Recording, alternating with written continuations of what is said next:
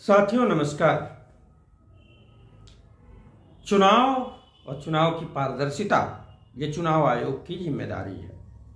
Level playing field, जो कि मुख्य चुनाव आयुक्त कई बार इस बात का जिक्र करते हैं, लेकिन शायद वो दे नहीं पाते हैं।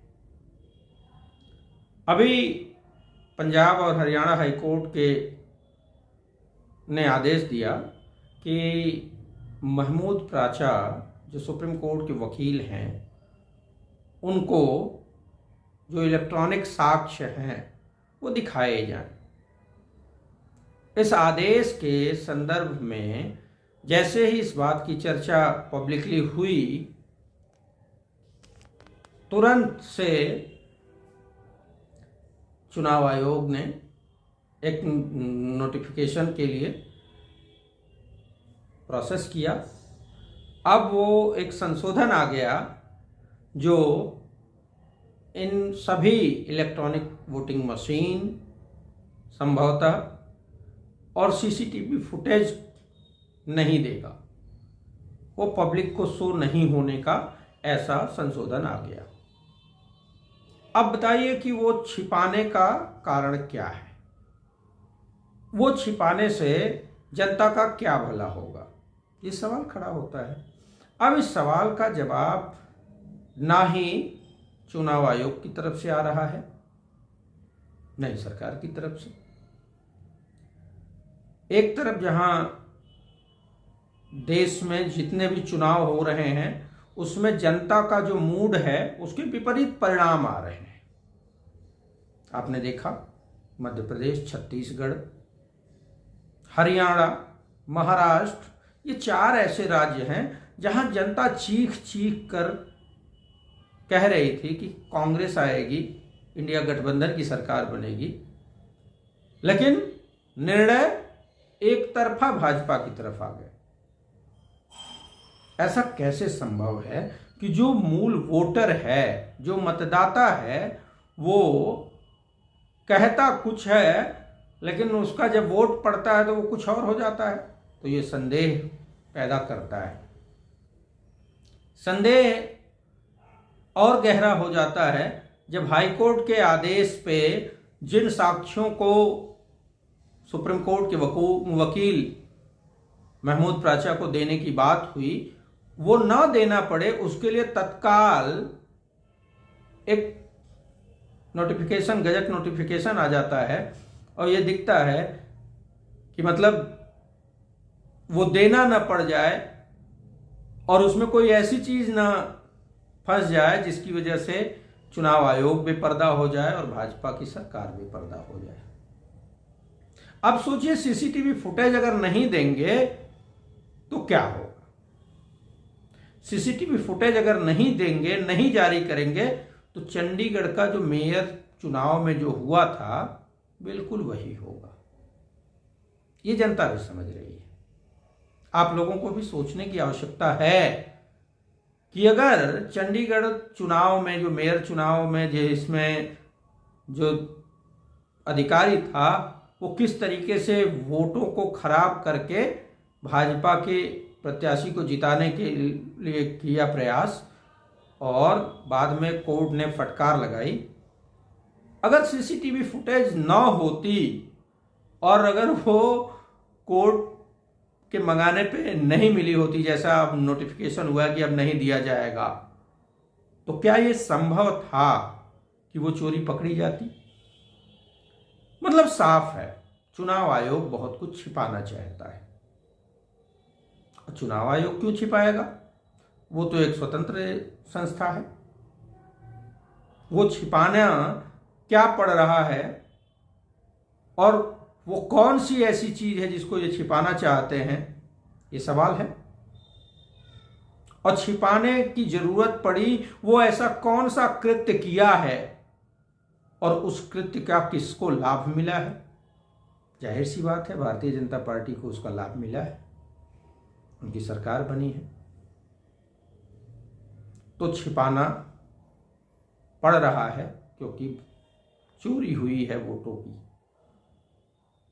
कुछ तो है ऐसा जिसको चुनाव आयोग और सरकार छिपाना चाहती है, जो कि जनता के सामने ना आए।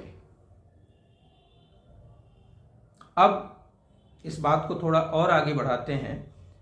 सुप्रीम कोर्ट में जो इलेक्टोरल बॉन्ड था,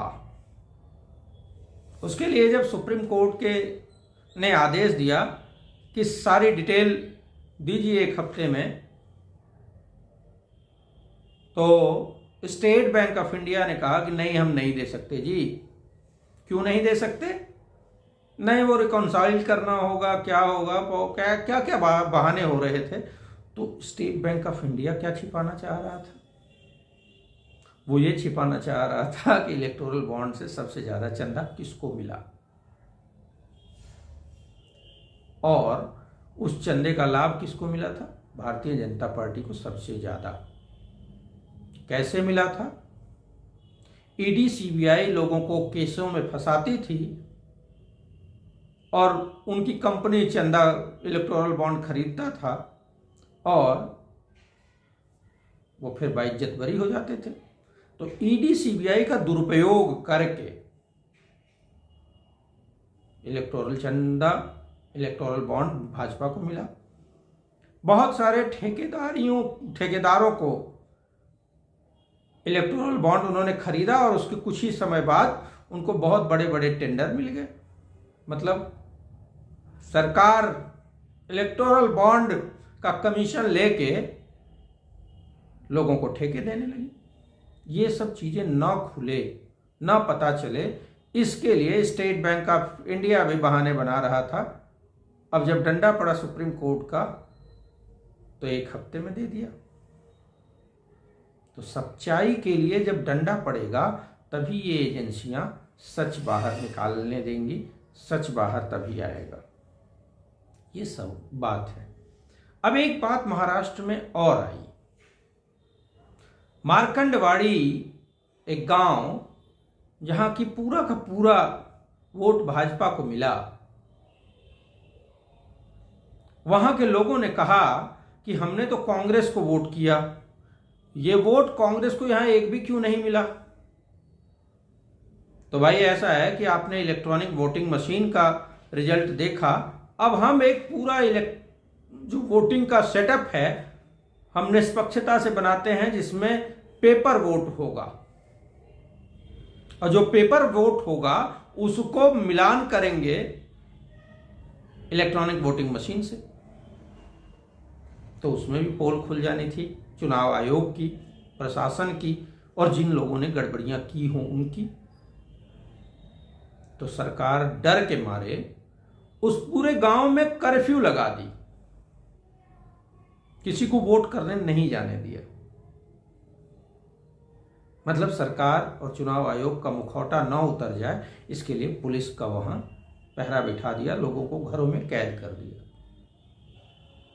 अब आप सोचिए कि किस तरीके से अभी मशीन से है छेड़छाड़ हो सकती है कि नहीं हो सकती है, फिर हुआ मशीन बदली नहीं जा सकती है, सब प्रमाणित तो दिख रहा है। भाजपा के लोग, गोदी मीडिया के पत्रकार ये कहते हैं कि एक जगह आप जीत गए, एक जगह भाजपा जीत गई, तो वहां ठीक था, यहां खराब था।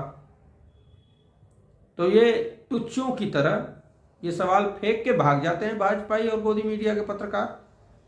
इसका सवाल का जवाब भी लेते जाओ गोदी पत्रकारों और भाजपा के नेताओं कि हम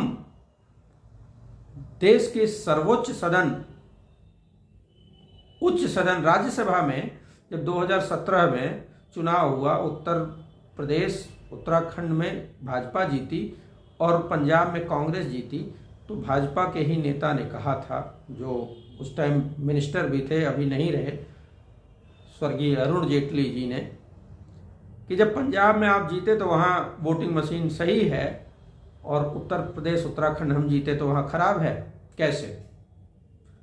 तो कांग्रेस के leader of the house, leader of opposition जो थे, उन्होंने ये बात कही कि देखिए, हम पंजाब की सरकार छोड़ने को तैयार हैं, आप उत्तर प्रदेश उत्तराखंड की सरकार छोड़ के बैलेट पेपर से पुनः चुनाव करा दीजिए। तो तत्कालीन मिनिस्टर और लीडर ऑफ द हाउस थे राज्यसभा में, वो अरुण जेटली जी भाग गए। मतलब ये जो सवाल, ये जो भ्रम समाज में फैलाया जाता है कि जहां आप जीते वहां ईवीएम सही है, जहां दूसरा जीता वो खराब है, ऐसा जो झूठ का प्रपंच, षड्यंत्र और जनता के मन में संदेह फैलाने की कोशिश है, वो बिल्कुल गलत है। हम तब भी इस बात के लिए राजी थे जहां हम हारे हैं या जहां हम जीते हैं, वहां फिर से बैलेट पेपर से चुनाव कराना चाहते हैं। हम सहर्ष तैयार हैं, क्योंकि जनता को इलेक्ट्रॉनिक वोटिंग मशीन पे भरोसा नहीं है। संघ के मुख्यालय नागपुर में जितनी बड़ी जनसंख्या ने, जितनी बड़ी संख्या में, भारी संख्या में लोग निकल कर ईवीएम बैन करो, बैलेट पेपर लाओ के लिए पदयात्रा किए, प्रोटेस्ट किए, वो दिखाता है कि जनता का इसमें भरोसा नहीं है। सवाल खड़े होते हैं इलेक्ट्रॉनिक वोटिंग मशीन का, जिसमें 50%, 60% बैटरी है, वहां कांग्रेस या विपक्ष के नेताओं को वोट ज़्यादा मिलते हैं। जहां 99% बैटरी है वहां भाजपा जीत जाती है। कैसे? ये सवाल है। दूसरा सवाल ये है कि इलेक्ट्रॉनिक वोटिंग मशीन में जितने वोट पड़े वो बताने में हफ्तों कैसे लग सकता है, जबकि बैलेट पेपर पे जब वोट पड़ता है वो उसी दिन शाम को पता चल जाता है। ये 19 के बाद से ऐसा होना शुरू हुआ कि वोट हफ्ते, 10 दिन, 15 दिन बाद बताएंगे, और जितना वोट पड़ा है उससे 5%, 7%, 10% वोट बढ़ जाएगा। ये कैसे संभव है? ये भी सवाल है, ये जनता कर रही है, इसका जवाब देना चाहिए। सरकार अगर ईवीएम का बचाव करती है तो उसको भी जवाब देना चाहिए और चुनाव आयोग को भी जवाब देना चाहिए।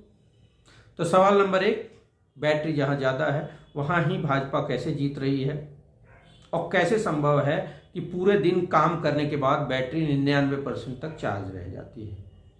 सवाल नंबर 2, जितना वोट पोल हुआ उसकी काउंटिंग उसी दिन शाम को क्यों नहीं मिलती है। सवाल नंबर 3, जो वोट पड़े वो अचानक से 5-7% कैसे बढ़ जाते हैं।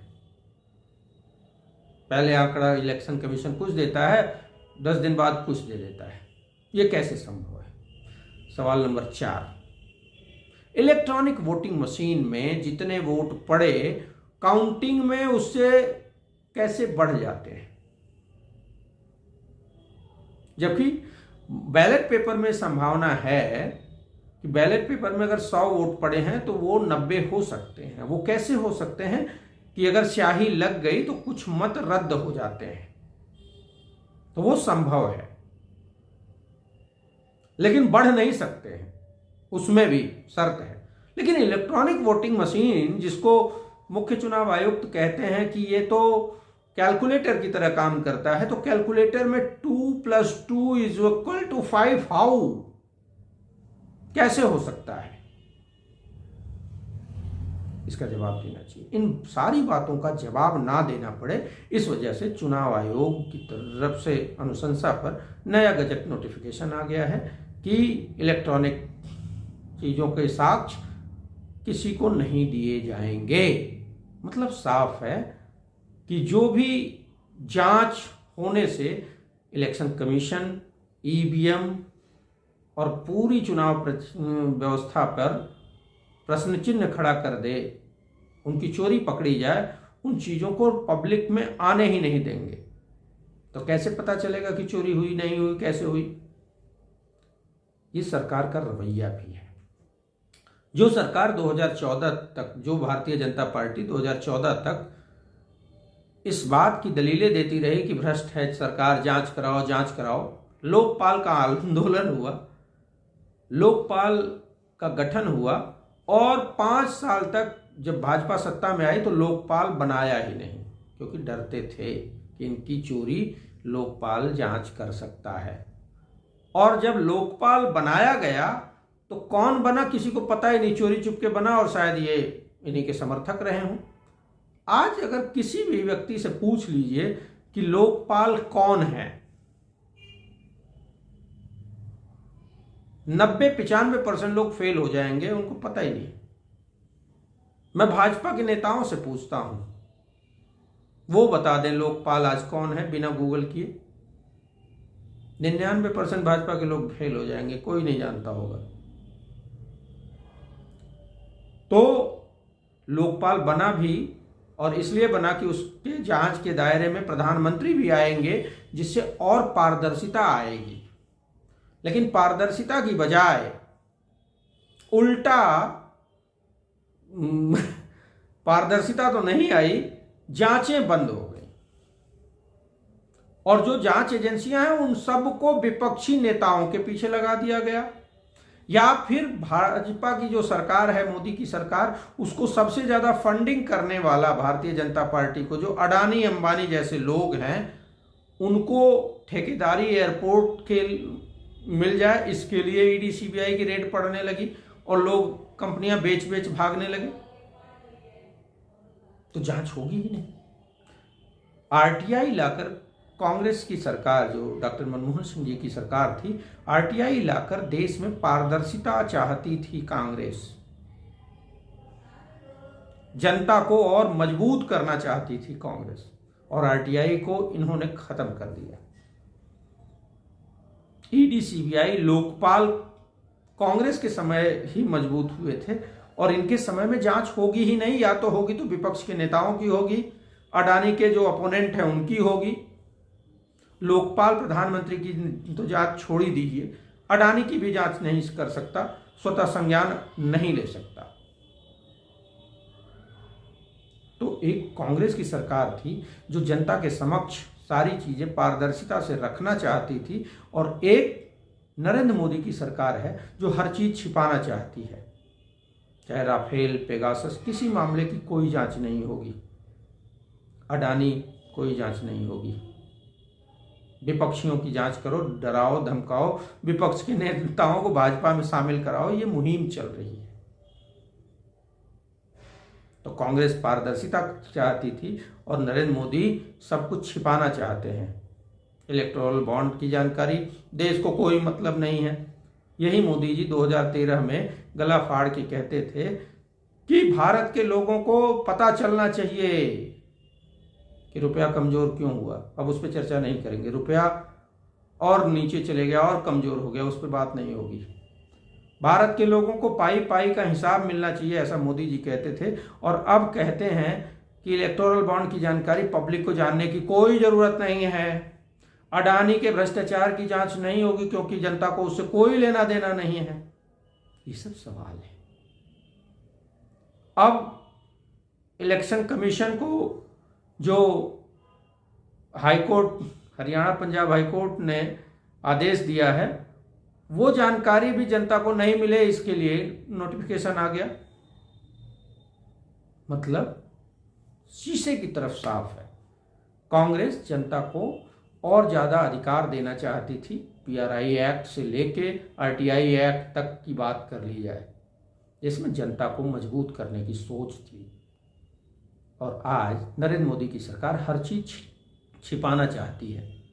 उनके दबाव में इलेक्शन कमीशन भी हर चीज छिपाना चाहता था। इलेक्शन कमीशन सेक्शन 324 के तहत चुनाव आयोग जनता के प्रति जवाबदेह है, लेकिन आज की स्थिति जो दिख रही है, चुनाव आयोग जनता के प्रति जवाबदेह नहीं दिख रहा है, सत्ताधारी दल भाजपा के प्रति जवाबदेह दिख रहा है। ऐसा मैं यूं ही नहीं कह रहा। जनता के प्रति जवाबदेही ये है कि जब एक बसपा की सरकार उत्तर प्रदेश में होती थी और समाजवादी भाजपा के लोगों ने कहा कि ये जो मूर्तियां लखनऊ में लगी हैं ये वोट मांग रही हैं, ऐसा था नहीं। लेकिन चुनाव आयोग ने निष्पक्षता के लिए और अपनी जवाबदेही के लिए उन सभी हाथियों को टाट पट्टियों से ढकवाया, जिससे लोगों को यह महसूस हो कि फ्री एंड फेयर इलेक्शन हो रहा है। अब उन चीजों को खत्म करने का बीड़ा उठाया है मौजूदा चुनाव आयुक्त, मुख्य चुनाव आयुक्त राजीव कुमार ने। सवाल किए जाएंगे कि वोट बढ़ कैसे जाते हैं, वो शायरी सुनाएंगे। शेर व शायरी के बड़े शौकीन हैं।